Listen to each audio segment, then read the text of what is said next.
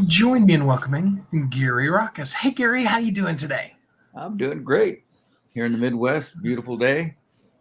Good. I'm so glad to hear it. So, your book is called Your Smart Home Voyage. Talk to us a little bit first about just who you are and how what you do in the world. Well, I've got a long career of being an educator in the technology area. Early on, I taught at a high school and a middle school. I mean, not a middle school, but at a community college. And one of the things I found out was that applications were the key to it. And Bill Nye and I had dinner one night, and we were talking about how you present to people. And we agreed that we go to a third grade level. We keep it simple. We make it application oriented. And I've always taught to what I call the C student. It doesn't mean that these people don't know or not capable of learning. It's just that they want to take place, which is the average person. So my approach has always been keep it simple, show them an application, get them involved in the story. And I call it my voyage because when you go on a voyage, you're looking for adventure, you're looking for new ideas, you're looking for new concepts. And that's the way my book is set up, is to take you on a voyage of a smart home. So, maybe there's some people that are listening that don't know or understand. Explain to us, like we're third graders, what a smart home is. Well, the neat thing about a smart home, it's what you want to make it to be because I use a lot of examples. In fact, in my book, uh, I have animation and I have video. Children used to like these pop up books where the thing would pop out of the. Well, what I do is I use the QR codes on your phone and you could put it on a page and a smart bedroom, a smart living room, a smart kitchen come up. And I begin to show you ideas of what you could possibly do with your home. And I start with a bedroom quite often and I say, think if you had a child that was deaf or blind, you could have a vibrating pillow that would wake them. You could have flashing lights that could let them know whether there's a fire or whether there's someone, an intruder. And if you start thinking in terms of what your home will be to make your life better and smarter, that's kind of the approach that I take. I'm not looking for real high level sophistication. I'm looking for practical solutions to make your life better, make my life better. There's so many fun things you can do too with a smart home, having this connected to that and share TV screens. And I mean, just so many fun things you can do. Um, what maybe is your favorite smart home application? Well, I have to tell you that it's the simplest thing, but just being able to walk into certain rooms and say, Alexa, turn on the radio, Alexa, turn on a light. Those seem like very simple things, but a lot of times, rather than stumbling over something or running across the room to turn on that program that you wanted to catch, it's kind of fun to be able to do that. But I think it's also important to know that it can save you money. Uh, you can save energy. You can make yourself safer, and you still can have fun too. I remember the first time I moved into a house that had a Nest, the Nest thermostat. I loved that thing. It was so cool, because then when your wife nudges you and says, hey, it's too hot in here, it's too cold in here, then instead of having to have to walk into the living room or whatever, you can just pick up your phone, change the temperature right there, put it back down, and go back to sleep. Yeah, and what you can add to it, and it depends on the level of sophistication. Uh, the the Nest now has what they call AI, which is artificial intelligence, and it will study some of your patterns, but it also has the ability to turn it on and off. And what I tell people about smart homes, there's only three things you really need to know about it, and that is there's an input, there's a process, and there's an output. And what I mean by that is You can think of a doorbell. It used to be a simple thing. You press the doorbell, the electricity went to the bell, and the bell rang. Now, and that was a input, a process, and an output. Now you can push that same button, and you can get an alert on your phone. You can get an alert on your TV. You can get a video anywhere. So, is the application different? No, you want to know that somebody's at your front door. So, input, process, and output.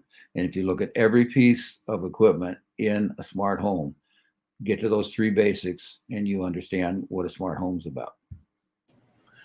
So forgive the geek in me, but if I can go a little technical with you for just a minute, wired versus wireless. What is your opinion? Well, uh, quite frankly, in most cases, wired is very good because it's solid, it's there, and if the conductors are the right sizes, particularly in music and that, it's also good for internet connection. However, in short distances with a good home setup for internet, wireless works very well.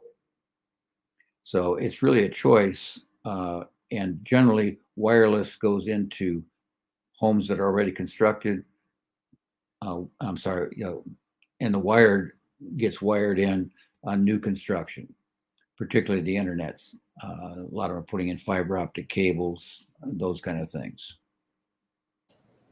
It is really possible to do now too, because you just mentioned, for example, fiber optic cables. The cost for the cabling has gone down so much over the course of the last, decade or so. Exactly. In fact, I got 20,000 feet of that cable in my house. Uh, I was fortunate enough to build my own home, and that's the time to run all the cables. And it had the CAT file. It also had the fiber with it. So it's a combination cable, so you could get any technology you wanted appropriate. I did this about 10 years ago. So, Yeah, absolutely. I mean, if you're going to do any kind of remodeling that's removing walls or ceilings or anything like that, that would be a definitely good time to run some new wires. right. Especially if you see the way that they used to run wires, it's kind of crazy sometimes. Well, one of the things I do, and I point out, there's a chapter on understanding the internet itself and getting a good connection because and where to place it and the kind of things that will be obstacles. It's interesting that all the new homes are being built. One of them that I was at a workshop, they said, "Well, what kind of products are you putting in there?" They said, "We are making internet ready homes so that any device that they want to put in will go into our homes," which I thought was kind of an interesting approach. And it emphasizes why it's so important to get the core internet and its connections in the home well distributed so that you can have access when you need it. A lot of times, especially when you start talking about stuff like this, people's eyes kind of glaze over because it seems so technical and so hard. But talk to us a little bit more about how easy your book actually makes this for the average person to actually be able to take this voyage. Well, I think what helps is that I break it down into the things that you may want to look at. Not everybody wants everything in a smart home. So I have chapters on energy, I have chapters on solar, I have chapters on water management, I have chapters on uh, a little bit of music. And what I do is I take you through room by room and show you what's possible. In other words, in a bathroom, you've got mirrors that you can adjust for clarity to get your makeup on properly. You can have music in the shower if you want it. I take you into the kitchen and show you smart appliances. And all along the way, I'm not going high level. I'm explaining things. For example, people will say transmitter and receiver. Oh my God, what is that? What's a transceiver? And then I tell them, pick up your cell phone because you're holding a transceiver. It's transmitting and it's receiving. And all you're doing is taking devices like that and putting your home only they're miniaturized. And they're talking through this box that you have, which is your internet box. And so I make it very simple. I explain the frequencies that are involved. And I say, if you're going down the road, the ambulance has a different frequency than the police. The police have a different frequency than the military, and your home has a different frequency than all of them, so that you can be isolated in your area. So what I try to do is use a lot of applications, a lot of examples, and like I said, when I can use a graphic, when I can use animation, and I use 4-color. And then at the end of each chapter, I have a checklist that says, I'm interested in this, this, and this. When you finish the book, you have a composite of all the things that you would like to do. Then you can begin to go to your vendors and look at how you might get them. And one of the things I tell people is pick out the devices and get the same kind of devices so that they all talk to each other. The two biggest problems with the internet system and the language that they use. And the way I tell people to think of that, you can get on a telephone conversation, but if one is speaking Japanese and the other is speaking English, it's not going to communicate. By the same token, you can pick up a phone and try to talk to a cell phone, and you can't connect. So there's a term called interoperability. That's the biggest word I use in the book. The other one, the other big name I know was delicatessen. So I really try to minimize the vocabulary, but if I do, I go to very good lengths to explain in context what that interoperability is. And it's just merely talking to each other, the devices. So I try to keep it simple. You mentioned earlier Alexa, and we talked about Nest. And just in your opinion, from your experience, what is the easiest, if you will, low impact smart device that you can add into your home to begin with? Just kind of dip your toe in the water a little bit. I'm guessing that, unless you're an Apple fan or you have a specific technology that you want to go with, Alexa's a pretty good venue. He was pretty smart in that they gave away the software, so to speak, because what does Amazon sell? They sell equipment. Well, if that equipment uses the language, then they're going to sell more equipment.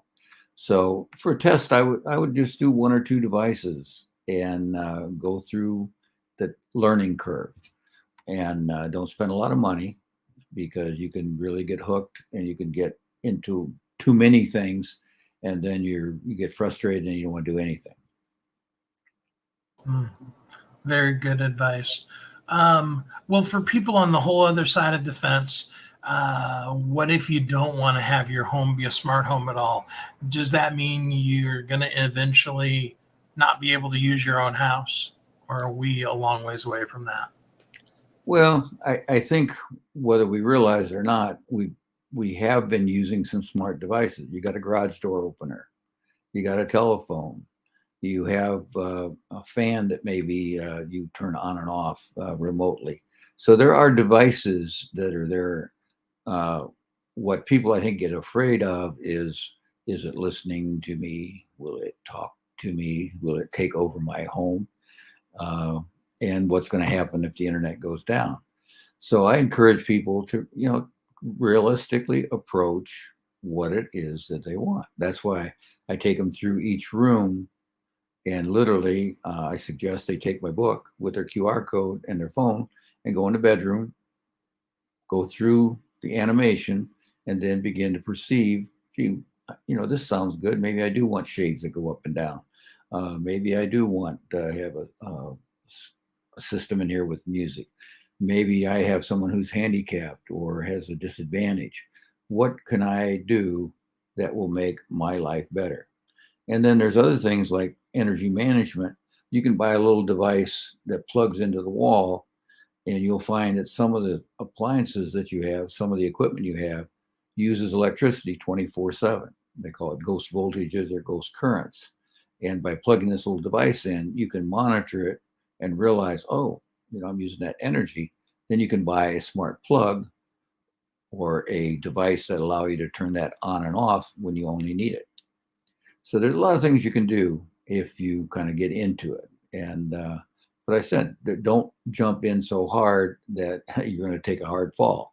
Ease yourself into it. I think the book is an adventure. I think it gives you a real good overview. And what we're finding too is realtors are starting to pick it up because they want to be able to explain. The people who are selling homes need to explain to other folks. And at the end of the book, by the way, I do have a section on how to sell a smart home and how to buy a smart home. And then I also suggest, do you want to do it yourself? Do you want to rent it like you would a security system?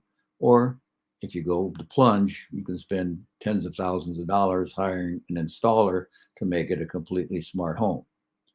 I would stay away from that unless you're a real geek and you're willing to deal with the frustration of having a totally smart home.